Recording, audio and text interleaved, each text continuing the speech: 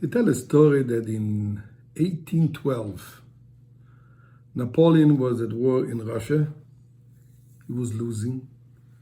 And at one point he had to run and hide to save his own life. He ran into the first shop that he saw. Turns out that this was a Frenchman who recognized him and who wanted to help him. And he hid him under a pile of mattresses.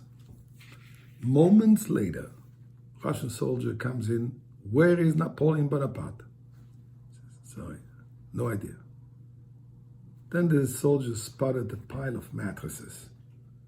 He dug his sword in there and said, if he's underneath there, he's definitely dead. Left. Miraculously, the sword missed him by inches.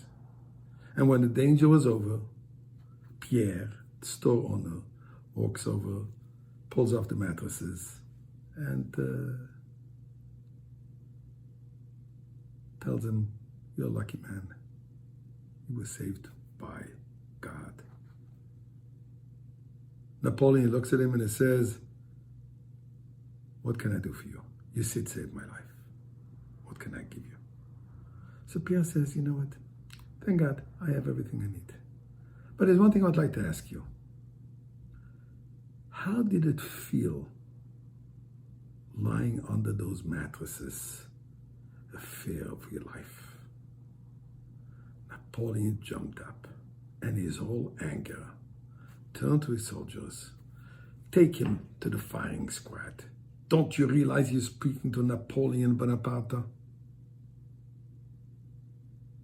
Poor man definitely did not intend to get this reward for saving Napoleon's life. But there's no more choice. As the soldiers are waiting to get the order to shoot, suddenly Napoleon says, stop. And he calls over Pierre and says, you wanted to know how it felt? Now you know. Story is true or not, as they say in Yiddish, ich weiß nicht. I don't know. But it's definitely a very interesting one. And this answers a question. We just made a seder. Matzah, wine, karpas, moreh, charoises, a hard-boiled eggs, roya, I mean a whole big slew of traditions. For what purpose? Mantesape, so that we should tell the story. Why can't we just sit down with a family and tell the story of coming out of Egypt? Why going through all these customs, all those practices? To reenact what? The answer is, as Napoleon says, you want to know what it felt? Lying under those mattresses and being petrified for my life? You have to relive it. If we want to know what it means experiencing the freedom that the Jewish people received coming out of Egypt, we have to relive it. It's not a storytelling. It's not history. As my son Schneier likes to say, history means it's his story. It's an experience. We need to experience this concept of freedom, to experience it, to internalize it, to appreciate it. We need to relive it. So we need to do all kinds of actual practices.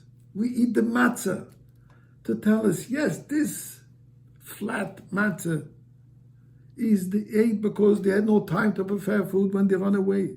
We eat a bit of herbs to appreciate, to feel the pain and suffering they had.